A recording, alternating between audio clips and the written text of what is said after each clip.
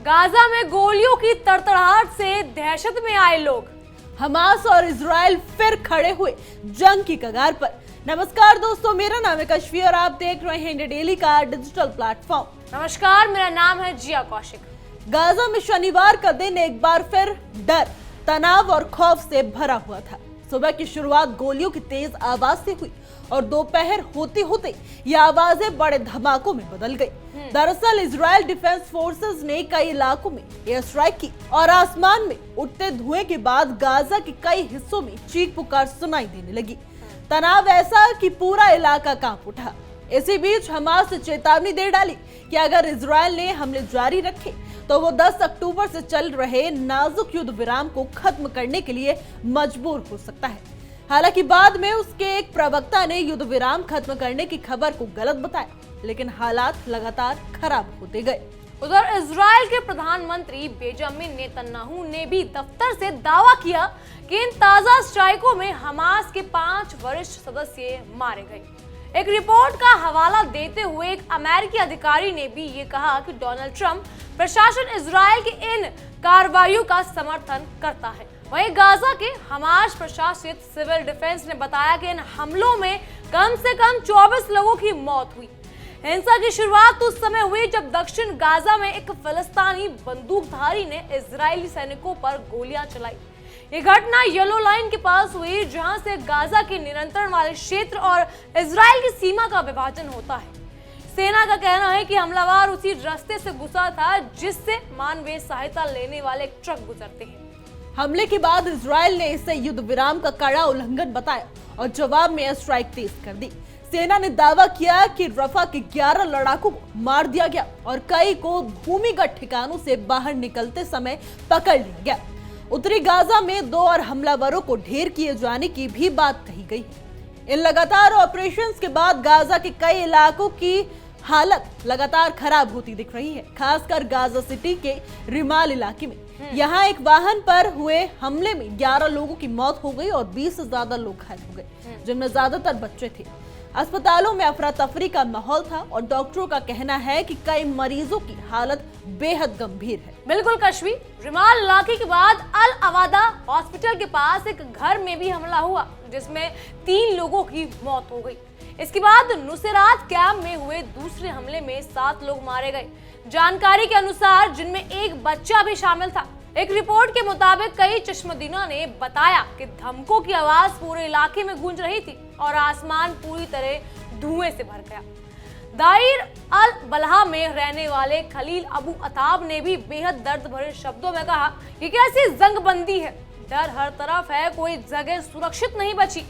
इन बयानों से अंदाजा लगाया जा सकता है कि गाजा में हालात इस समय कितने भयावह हो चुके हैं। जैसे जैसे हालात बिगड़ते गए, हमास के राजनीतिक ब्यूरो के वरिष्ठ सदस्य इज्जत अल रिशक ने इजराइल पर गंभीर आरोप लगाए। उन्होंने कहा कि इजराइल बेहद तुच्छ बहाने बनाकर फिर से जंग शुरू करना चाहता है और पहले किए गए समझौतों से पीछे हट रहा है। उन्होंने अमेरिका और दूसरे मध्यस्थ देशों से अपील की है कि वो तुरंत हस्तक्षेप करें ताकि स्थिति और ज्यादा भयावह न हो। गाजा की जनता पहले ही विनाश और भूखमरी की कगार पर है और ऐसे में माहौल एक बार फिर हिंसा बढ़ने से उनका दर्द और बढ़ जा रहा है। उधर इजराइल के भीतर भी तनाव बढ़ रहा है। शनिवार को इजरायली नागरिक एक बार फिर तेल अवीव की सड़कों पर उतर आए और सरकार से 7 अक्टूबर की घटनाओं की निष्पक्ष जांच की मांग की। पिछले कई हफ्तों से जनता की सबसे बड़ी मांग बंधकों की सुरक्षित वापसी थी, लेकिन अब लोगों का गुस्सा इस बात पर भी है कि इस पूरे संघर्ष में सरकार की रणनीति कितनी प्रभावी रही है। कई लोग सरकार की नीतियों पर सवाल उठा रहे हैं और उनका कहना है कि लगातार बढ़ रहा हमलावर रवैया क्षेत्र को और स्थिर कर रहा है।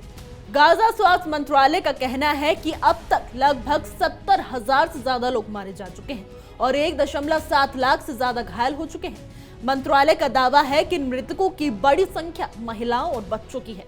हॉस्पिटल्स की हालत बिगड़ते जा रही है, दवाओं की कमी हो रही है और घायलों की संख्या हर घंटे बढ़ रही है। कई अस्पताल खुद लक्षित हमलों का सामना कर चुके हैं और कई जगहों पर बच्चों को जमीन पर ही इलाज किया जा रहा है। हालात इतने गंभीर हैं कि डॉक्टरों को ये तक कहना पड़ा है कि वो जल्द ही काम जारी रखने की स्थिति में नहीं रहने पाएंगे। गाजा में जिस तरह से मानवीय संकट गहरा है वो पूरी दुनिया के लिए चिंता का विषय बन चुका है। लगातार हो रहे हमलों के कारण हजारों परिवार अपने घरों से बेघर हो चुके हैं। पानी, बिजली और राहत सामग्री की कमी ने हालात और मुश्किल कर दिए हैं। कई परिवारों को दिन का एक वक्त खाना मिल पाना भी मुश्किल हो गया है। वहीं सीमाएं बंद होने की वजह से बाहर से आने वाली सहायता भी सीमित है। संयुक्त राष्ट्र और कई अंतर्राष्ट्रीय संगठन बार बार अपील कर रहे हैं कि हिंसा को रोका जाए और मानवीय गलियारों में खोला जाए ताकि प्रभावित लोगों तक मदद पहुंच सके। युद्ध विराम टूटने की आशंका ने पूरे क्षेत्र में अस्थिरता बढ़ा दी है। हमास की पहली धमकी के बाद ये डर और गहरा हो गया है कि कहीं आने वाले दिनों में संघर्ष फिर तेजी से ना बढ़ जाए। हालांकि बाद में उनके प्रवक्ता ने युद्ध विराम खत्म होने की खबर का खंडन किया, लेकिन घटनाओं की तीव्रता देखकर ये स्पष्ट है कि दोनों पक्षों के बीच भरोसा बेहद कम हो चुका है। एक छोटी सी चिंगारी भी अब बड़े विस्फोट का कारण बन सकती है और यही चिंता अंतर्राष्ट्रीय समुदाय की है। बिल्कुल, इजराइल के भीतर भी राजनीतिक विभाजन गहराता नजर आ रहा है। कई राजनेता और पूर्व सैन्य अधिकारी कह रहे हैं कि ऐसे हमलों से हमास कमजोर नहीं होगा, बल्कि गाजा की आम जनता और ज्यादा पीड़ित हो जाती है।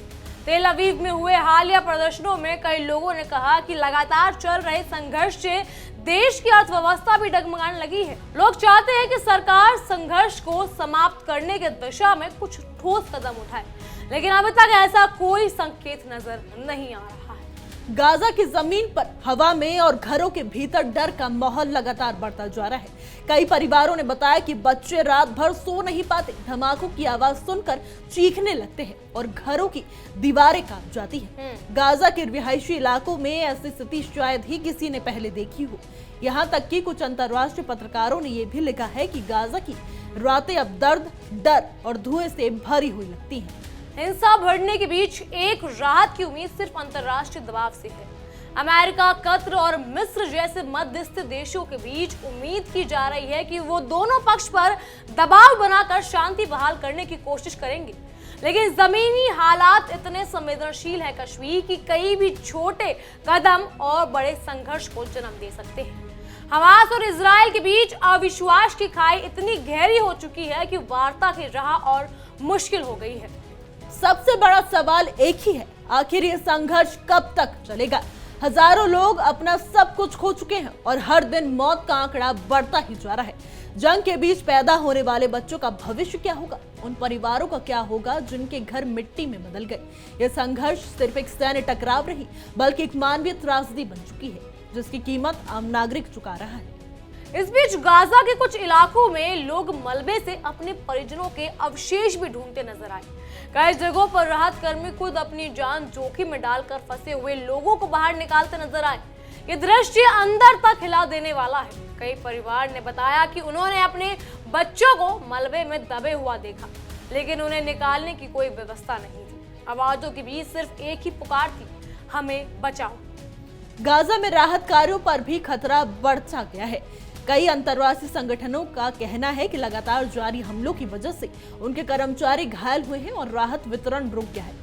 अस्पतालों में भीड़ बढ़ती जा रही है और संसाधन खत्म होते जा रहे हैं। ऐसे में हर बीतता दिन गाजा के लोगों के लिए और भी मुश्किलें लेकर आ रहा है। दुनिया भर से सहानुभूति जरूर मिल रही है, लेकिन जमीन पर हालात लगातार बिगड़ते हुए दिख रही है। इस पूरे संघर्ष का सबसे दर्दनाक पहलू ये है कि आम जनता दोनों तरफ से मौत और विनाश की झेल रही है। बच्चे, बूढ़े, महिलाएं सब जीवन के लिए संघर्ष कर रहे हैं। हर किसी की आंखों में एक ही सवाल है कि आखिर ये जंग कब खत्म होगी और क्या कभी शांति की सुबह देख पाएंगे। गाजा में शनिवार का यह दिन एक बार फिर दुनिया को याद दिला गया कि युद्ध कभी समाधान नहीं होता, बल्कि सिर्फ जिंदगियों को खत्म करता है। बहरहाल इन सब पर आपकी क्या राय है, हमें कमेंट सेक्शन में जरूर बताइएगा। फिलहाल के लिए इतना ही। तमाम खबरों के लिए फॉलो कीजिए इंडिया डेली को और देखते रहिए हमारी खास पेशकश तहकीकात, हर खबर की तह तक।